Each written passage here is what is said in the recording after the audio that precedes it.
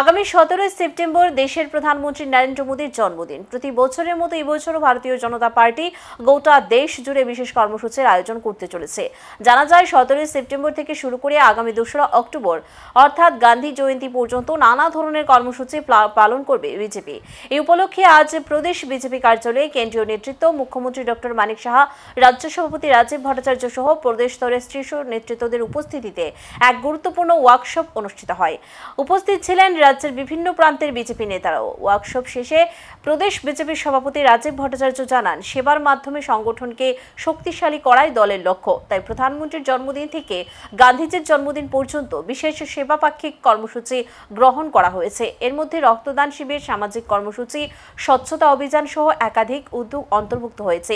তিনি দাবি করেন, আজকের এই কর্মশালার মূল উদ্দেশ্য সেই কর্মসূচিগুলো সঠিকভাবে বাস্তবায়ন করা। আপনারা অবগত আছেন যে আগামী 17 সেপ্টেম্বর আমাদের দেশের যশস্বী প্রধানমন্ত্রী নরেন্দ্র মোদীজির শুভ জন্মদিন। এই জন্মদিনকে সামনে রেখে পরবর্তী সময়ে আরও অনেক কর্মসূচি আমাদের পণ্ডিত দীনদয়ালজির আবির্ভাব তিথি থেকে শুরু করে 2রা অক্টোবর পর্যন্ত, গান্ধী জন্মজয়ন্তী পর্যন্ত আমরা একটা